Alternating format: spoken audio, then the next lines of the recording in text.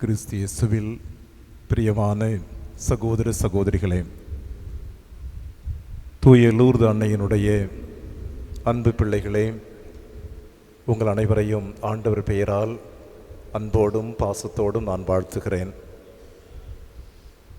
உங்கள் தந்தை இரக்கமுள்ளவராய் இருப்பது போல நீங்களும் இரக்கமுள்ளவர்களாய் இருங்கள். லூக்கா நற்செய்தி 6ஆம் அதிகாரம் இறைவசனம் 36 இப்படி ஆண்டவருடைய இரக்கத்தை இயேசு சொல்லிக் கொடுக்கிறார். இந்த நாளில் நாம் இரக்கத்தின் ஞாயிறாகவும் பாஸ்கா காலத்தினுடைய எண்கிழமையினுடைய நிறைவு நாளாகவும் கொண்டாடுகிறோம். இரக்கத்தின் ஞாயிறை 2000வது ஆண்டில் இந்த உலகத்திற்கு கொடுத்த திருத்தந்தை 2ஆம் ஜான் பால் அவர்கள் நம்முடைய பவுஸ்தினா என்ற அற்புதமான அருட்கண்ணியரை புனிதராக உயர்த்தி இந்த அழகான நாளை நமக்கு உருவாக்கி கொடுத்திருக்கிறார்.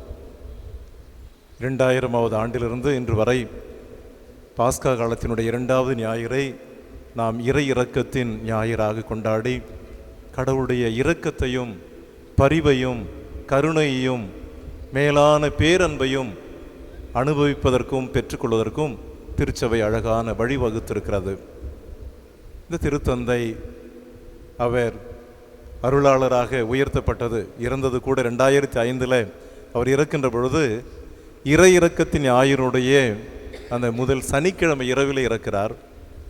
அருளாளராக உயர்த்தப்பட்டது இந்த இரக்கத்தின் ஞாயிறு அன்று, புனிதராக கொண்டாடப்பட்டதும் இந்த இரக்கத்தின் ஞாயிறு அன்று.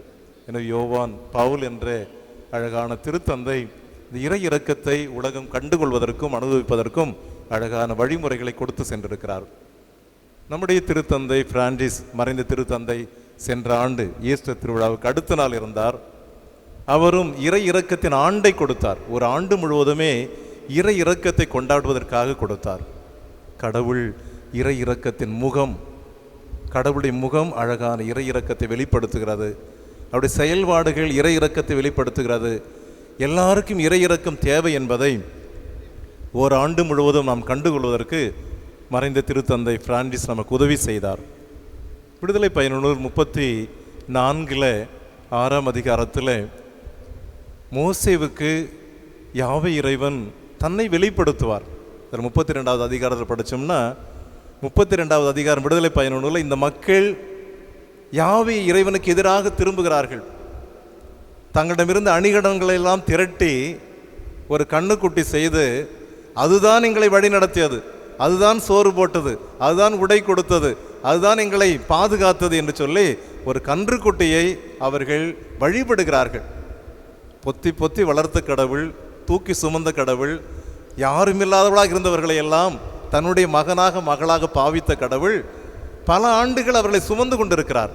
ஒவ்வொரு நாளும் உணவு கொடுத்து கொண்டிருக்கிறார், ஒவ்வொரு நாளும் பாதுகாக்கிறார், நெருப்பு தூணாகவும் மேகத்தூணாகவும் வழி நடத்தி கொண்டே இருக்கிறார். ஆனால் இந்த மக்கள் கடவுளை மறந்து அவருக்கு எதிராக செயல்படுகிறார்கள், கன்றுக்குட்டியை தெய்வமாக கொண்டாடுகிறார்கள்.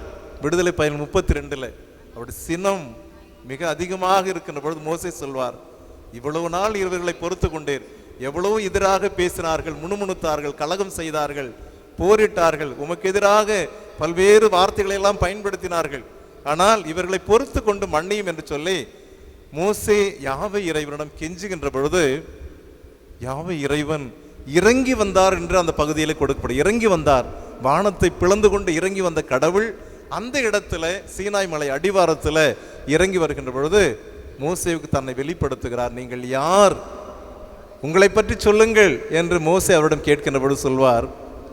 விடுதலை பயன் 34:6 பரிவும் இரக்கமும் உள்ள கடவுள், நான் பரிவும் இரக்கமும் உள்ள கடவுள், சினம் கொள்ள தயங்குகின்ற கடவுள், பேரன்பு கொள்கின்ற கடவுள், 1000 தலைமுறை வரைக்கும் அப்படியே உங்களை அன்பு செலுத்துகின்ற கடவுள் என்று சொல்லி தன்னுடைய பரிவையும் இரக்கத்தையும் இந்த உலகத்திற்கு அழகாக வெளிப்படுத்தியிருக்கின்ற ஒரு பகுதியை பார்க்கிறோம். விவிலிய அறிஞர்கள் இந்த பகுதி எழுதுகின்ற பொழுது ஒரு கடவுளுக்குரிய வரையறை என்று சொல்கிறார்கள். டெஃபினிஷன் ஃபார் காட், கடவுளுக்கான ஒரு வரையறை என்று சொன்னால் அவர் பரிவும் இரக்கமும் உள்ள கடவுள் என்று சொல்கிறார்கள். எனவே அப்படிப்பட்ட கடவுளைத்தான் நாம் கொண்டாடுகிறோம். நாம் தவறுகின்றவர்கள், பாவம் செய்கிறவர்கள், கடவுளை புறக்கணிக்கிறவர்கள், கடவுளை அவமதிக்கிறவர்கள், கடவுளுக்கு எதிராக போர்க்குரல் எழுப்புகிறவர்கள். ஆனால் எல்லா சூழலிலும் கடவுள் உங்களையும் என்னையும் மன்னித்து, நான் உங்கள் மீது இரக்கம் காட்டுகிறேன், உங்களை மன்னிக்கிறேன், உங்கள் மீது பரிவு கொள்கிறேன், நீங்கள் என்னுடைய பிள்ளைகள் என்று சொல்லி அரவணைப்பதுதான் இரக்கத்தின் அடையாளமாக நாம் கொண்டாடி கொண்டே இருக்கிறோம். நான் யோசிக்கிறேன், தூய லூர்து அன்னையினுடைய திருவிழாவிற்கான தயாரிப்பிலே நேற்றைய தினம் கொடியேற்றி 2வது நாளை நவநாளாக கொண்டாடுகிறோம். நமது அன்னையும் இரக்கத்தின் அன்னை. ஒரு பக்கம் இறை இரக்கத்தினுடைய நாளை நாம் கொண்டாடுகின்ற பொழுது லூர்து அன்னை இரக்கத்தின் அன்னையாக கூட இருக்கிறார். அவருடைய காட்சிகள், அவருடைய வெளிப்பாடுகள், அவருடைய வார்த்தைகள் எல்லாம் இந்த பிள்ளைகள் அல்ல என்னுடைய மக்கள் இறை இரக்கத்துக்கு சொந்தமானவர்கள், அவளுக்காக பரிந்துரை செய்கிறேன், அவளோடு பயணிக்கிறேன், அவளோடு வாழ்ந்து கொண்டிருக்க சொல்கின்ற ஒரு அன்னையை பார்க்கிறோம். 1858 நமது அன்னை பெர்னதத்துக்கு காட்சி கொடுக்கின்ற பொழுது பிரான்ஸ் நாடு இறை இரக்கத்திற்கு தேவையில் இருந்தது. பிரான்ஸ் நாட்டிலே அங்கே புரட்சி வெடித்தது. ஏறக்குறைய அந்த 1850 ஆண்டுகளிலெல்லாம் பார்க்கின்ற பொழுது 3 முறை புரட்சி வெடித்தது. புரட்சியினால் அவர்கள் கடவுளை விட்டு ஓடி போனார்கள், கடவுளின் மீது நம்பிக்கை இழந்திருந்தார்கள். மன்னர்களாக, அரசர்களாக, ஆளுகின்றவர்களாக, ஆதிக்கம் செலுத்துகின்றவர்களாக, அதிகாரத்தில் இருந்தவர்களாக இருக்கின்ற பொழுது எங்களுக்கு அதிகாரம் இருக்கிறது, ஆண்டவன் தேவையில்லை என்று தூக்கி எறிந்தார்கள். வழிபாட்டு தலங்களை நொறுக்கினார்கள். குருக்களுக்கும் கண்ணீர்களுக்கு எதிராக பல்வேறு வேதனைகளை கொடுத்தார்கள். இப்படிப்பட்ட ஒரு காலகட்டத்தில் பாதிக்கப்பட்டதெல்லாம் சாதாரண மக்கள். ஆளுகின்றவர்களும் அல்லது வழிபாட்டை நடத்தியவர்களும் ஒருவேளை சுகமாக இருக்கின்ற பொழுது உணவு தட்டுப்பாடு, பஞ்சத்தால் அடிபட்டவர்கள் எல்லாம் தெருவில் இறங்கி போர்க்குரல் எழுப்ப ஆரம்பித்தார்கள். அங்கு பசி தாண்டவம் ஆடியது. அவர்களிடமிருந்து எல்லா விதமான சொத்துக்களையும் இழந்திருக்கிறார்கள், வேலை வாய்ப்பு இழந்திருக்கிறார்கள். அப்படிப்பட்ட நேரத்தில் தான் அன்னை மரியாள் இறங்கி வருகிறார்கள். வானத்தை பிளந்து கொண்டு இறங்கி வந்து மசபியல் குகையிலே தன்னை வெளிப்படுத்தி இரக்கத்தின் அன்னையாக தன்னை காட்டுவார். பெர்னதத்து வரலாறுலாம் படிச்சிங்கன்னா பெர்னதத்தினுடைய வாழ்க்கை தெரியும். ஒரு சின்ன இடத்துல, அது சிறை கைதிகள் கூட தங்க முடியாத இடம் என்று சொல்வார்கள். பெர்னதத்தினுடைய வீடு, அவருடைய அப்பா அம்மா, அவர் கூட பிறந்தவர்கள் எல்லாம் ஒரே அறையில், டஞ்சன் என்ற வார்த்தையை ஆங்கிலத்தில் பயன்படுத்துகிற, டஞ்சன்னா குப்பை கூலெல்லாம் கொட்டி வைக்கிற இடம். அப்படிப்பட்ட இடத்துல தான் இந்த பெர்னதத்தும் அவருடைய பெற்றோர்களும் அவருடைய கூட பிறந்தவர்களும் வாழ்ந்திருக்கிறார்கள். அப்படிப்பட்ட ஏழ்மை, வறுமை தாண்டவம் ஆடிய ஒரு சூழலில் தான் இரக்கமுள்ள ஒரு அன்னை என்பதை வெளிப்படுத்துவதற்காக அன்னை மரியாள் மசபேல் குகையில் மீண்டும் மீண்டும் காட்சி கொடுத்து கொண்டே இருப்பார். தன்னுடைய கடவுளுடைய பரிவிரக்கத்தை வெளிப்படுத்துவார், கடவுளை நம்ப சொல்வார், ஜெபிக்க சொல்வார், ஜெபமாலை சொல்வார். கடவுளுடைய பரிகாரத்தை, கடவுளிடம் இருந்து நாம் இரக்கத்தை பெறுவதற்கான பரிகார முயற்சி ஈடுபடுவதற்கான அழைப்பை கூட கொடுப்பார். அப்படிப்பட்ட ஒரு காட்சி தான் லூர்து அன்னையினுடைய காட்சி மசபேல் குகையில். அதில் நிறைய விஷயங்கள் எல்லாம் அரசுகளும் அதிகாரிகளும் தடுத்தாலும் கூட அன்னை மரியாள் மீண்டும் காட்சி கொடுத்து கொண்டே இருந்தார். எத்தனையோ தடைகள் இருந்தது.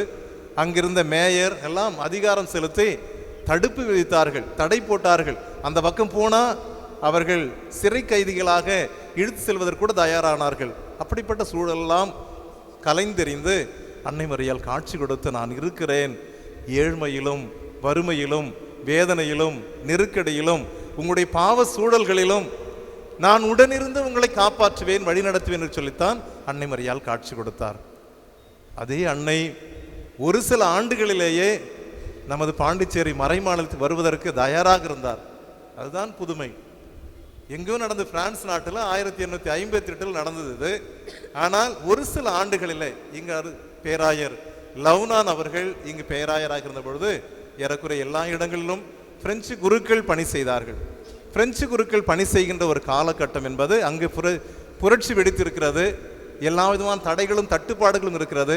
ஆனால் இங்கிருந்தவர்கள் லூர்து அன்னைக்கு உலகத்திலேயே முதல் முறையாக ஆலயம் எழுப்ப வேண்டும் என்ற சிந்தனையை உருவாக்கி கொண்டார்கள். காட்சி கொடுத்தது பிரான்ஸ் நாட்டில். அங்கு முதல் ஆலயம் அன்னை மரியாளுக்கு எழுப்பப்பட்டது. ஆனால் அடுத்தபடியாக முதல் முறையாக ஆலயம் எழுப்பப்பட்டது நம்முடைய பாண்டிச்சேரி மறை மாநிலத்தில் கணுவா பேட்டை என்று சொல்லப்பட்ட வில்லியனூர் பகுதியில் இந்த ஆலயம் 1867 நிலம் வாங்கப்பட்டு 1877 இந்த இடம் ஆலயம் அன்னை மரியாவுக்கு கட்டி முடிக்கப்பட்டது. கட்டி முடிக்கிற சூழலில் அன்னை மரியாவோட சுருவம் கூட புதுமையான சுருவம். பெர்னத்தினுடைய சகோதரர் இங்கு குருவாக இருந்ததால் தார்பெஸ் என்ற தந்தை அவர் மூலமாக வருவிக்கப்பட்டு புனிதமாக இந்த மக்கள், பாண்டிச்சேரி மக்கள் எல்லாம் ஏறக்குறை 3 நாட்கள் அங்கு பேராலயத்திலே அன்னை மரியாளை தரிசிக்கின்ற பாக்கியம் பெற்று இங்கு ஆடம்பரமாக கொண்டு வரப்பட்டு 1877 ஏப்ரல் மாதத்தில் இங்கு அன்னை மரியாளுடைய திருச்சுருவம் நிறுவப்பட்டு ஏறக்குறைய 150 ஆண்டுகள் கிட்டத்தட்ட அன்னை மரியாள் இங்கு குடிகொண்டிருக்கிறார்கள், இங்கு வாழ்ந்து கொண்டிருக்கிறார்கள். ஆயிரக்கணக்கான மக்கள் வந்து அன்னை மரியாளுடைய பரிந்துரை கேட்கின்ற பொழுது இறைவனுடைய இரக்கத்தை பெற்றுக் கொடுக்கிறார், இறைவனுடைய பரிவை பெற்றுக் கொடுக்கிறார், இறைவனுடைய கருணை காட்டுகின்ற முகமாக அன்னை மரியாள் இந்த இடத்தில் வீற்று இருப்பதை நாம் பார்க்கிறோம். அந்த நேரத்தில் பேராயர் லவ்னானுடைய வரலாற்று படித்தோம்னா அந்த லவ்னான் ஆண்டவை திருத்தந்தையினுடைய அரியணைக்கு அருகில் இருந்தவர் என்று சொல்லப்படுது. அரியணைன்னா பெரிய பெரிய விழாக்கள் நடக்கின்ற பொழுது அவருடைய சிம்மாசனம் இருக்கும், போப்பாண்டவர் உட்கார்ற ஒரு நாற்காலி அரியணை, அதற்கு அருகில் இருந்து துணை புரிகின்றவராக இவர் உயர்த்தப்பட்டார். லவ்னான் ஆண்டகை 1885 அவர் ரோமாபுரிக்கு அழைத்து கொள்ளப்படுகிறார். அப்பொழுது போப்பாண்டவர் பக்கத்திலேயே இருக்கிறார். அந்த பக்கத்திலே இருக்கின்ற பொழுது அவருக்கான ஒரு பிரபுனுடைய அந்தஸ்தும் அதிகாரமும் அவருக்கு அழகாக கொடுக்கப்பட்டது. அந்த காலகட்டத்தில் இங்கு அன்னை மரியாளுடைய திருச்சுருவம் 1877 நிறுவப்பட்ட பிறகு ஏராளமான அற்புதங்களும் அதிசயங்களும் மக்களுக்கு கொடுத்து கொண்டே இருக்கிறார்கள், பெற்றுக்கொண்டே இருக்கிறார்கள். கணக்கில் அடங்காத அதிசயங்கள் கிடைத்து கொண்டே இருக்கிறது.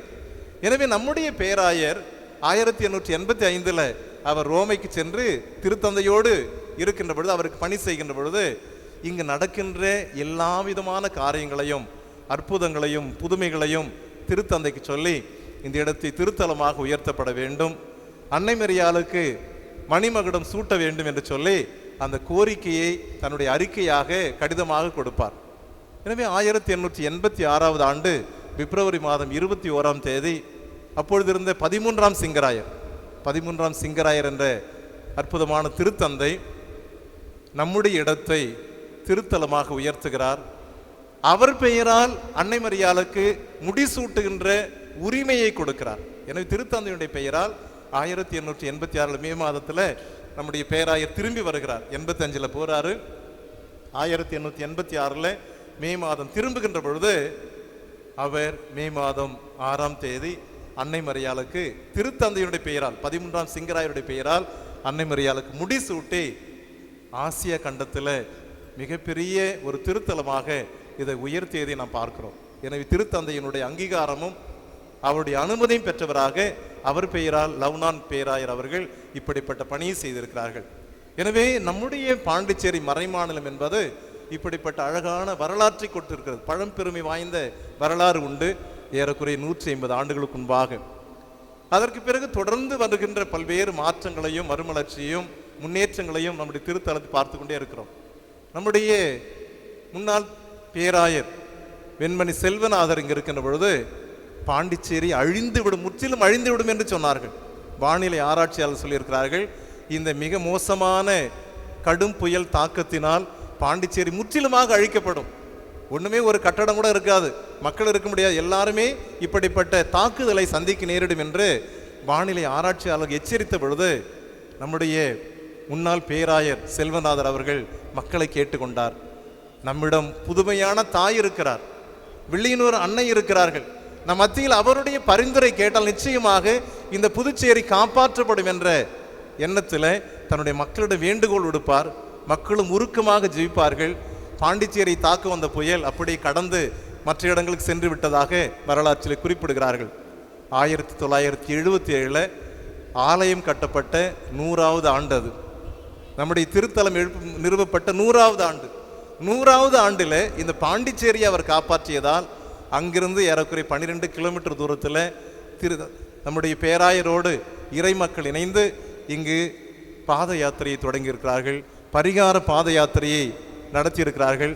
அடுத்த ஆண்டு ஏறக்குறைய 1978 ஆண்டில் நம்முடைய அன்னைக்கான பல்வேறு மாற்றங்கள், நம்முடைய திருத்தல கெபியிலும் சரி, அதே போல வெளியில் அன்னைக்கான ஒரு திருத்தல கெபி, இதெல்லாம் அந்த காலத்தில் நிறுவப்பட்டதாக சொல்கிறார்கள்.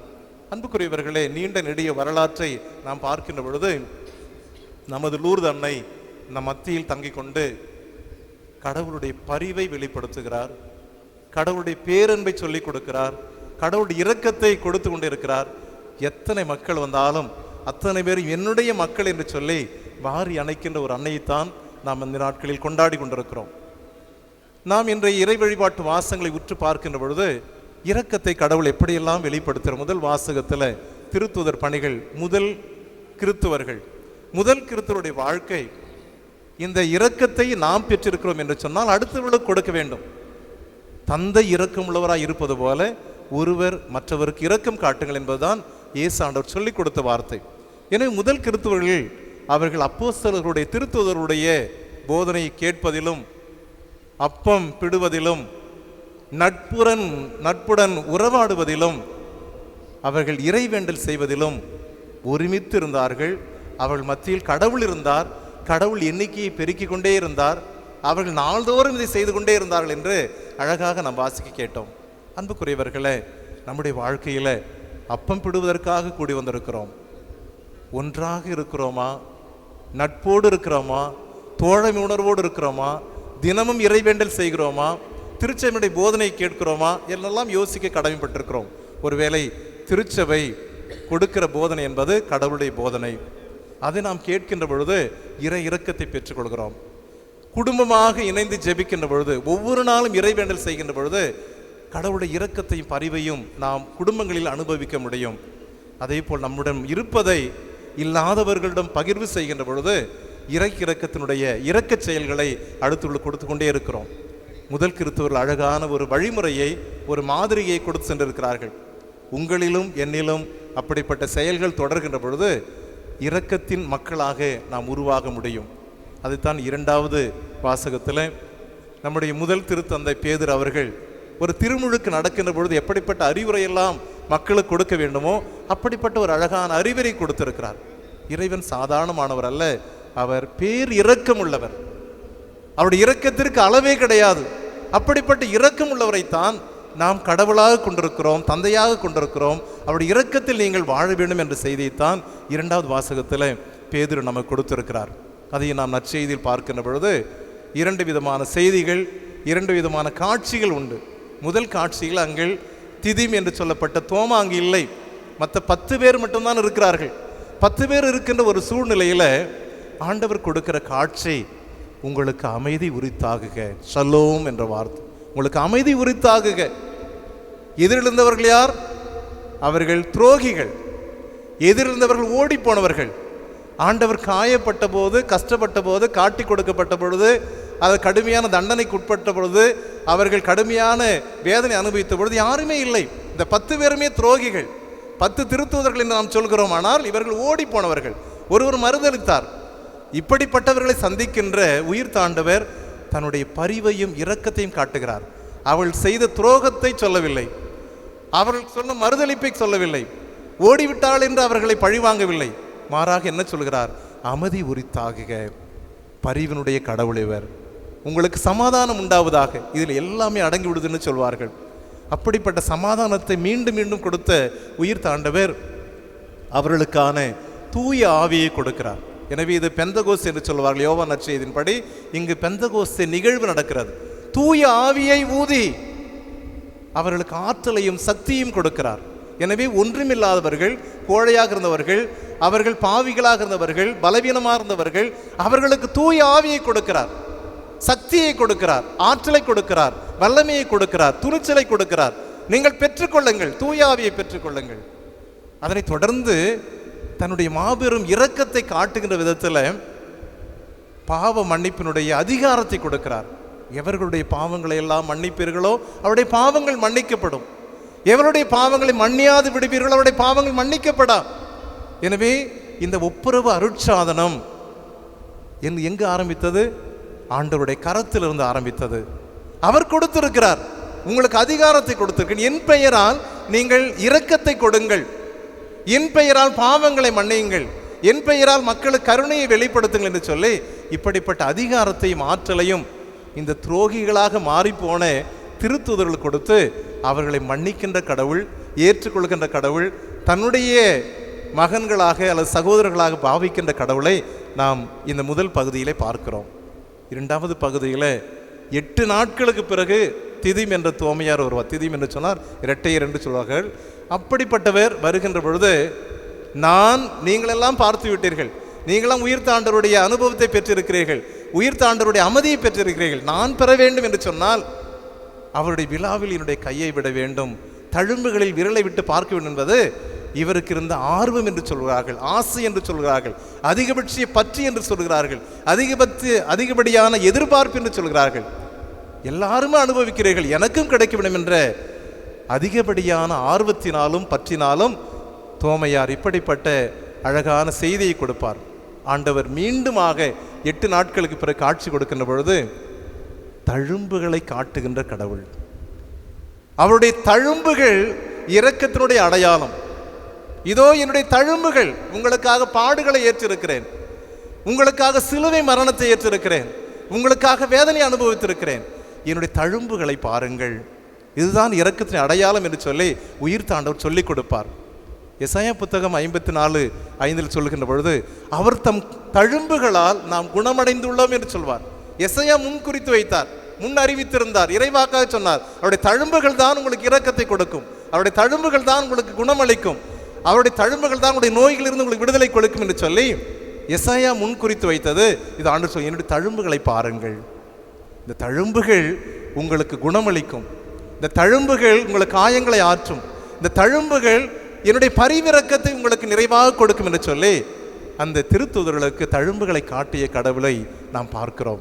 எனவே அன்புக்குரியவர்களே, அன்னை மரியாள் ஒரு பக்கம் இரக்கத்தின் அன்னையாக இருக்கின்ற பொழுது, இரக்கத்தின் ஆண்டவர், உயிர்த்த ஆண்டவர் மத்தியிலே பிரசன்னமாக இருக்கிறார். நாம் எப்படிப்பட்டவர்களாக இருந்தாலும், மோசமான பாவிகளாக இருந்தாலும், அவரை விட்டு விலகி இருந்தாலும், அவர் பக்கம் திரும்பி வருகின்ற பொழுது நீ என்னுடையவர் என்று சொல்வார், எனது மகன் என்று சொல்வார், என்னுடைய மகள் என்று சொல்வார். அப்படிப்பட்ட உரிமையிலே நாம் இணைகின்ற பொழுது அது ஊதாரி மைந்தன் திரும்பி வருவது அணைத்து கொண்டாரே, அப்படிப்பட்ட அரவணைப்பு நம் ஒவ்வொருவரும் கிடைக்கும். அவருடைய அரவணைப்பில் வாழ்கின்ற பொழுது நாம் நிரந்தரமான மகிழ்ச்சியுடையவர்களாக, அமைதியை அனுபவிக்கின்றவர்களாக, பரிவை சுவைக்கின்ற மக்களாக வாழ முடியும். ஆமென்.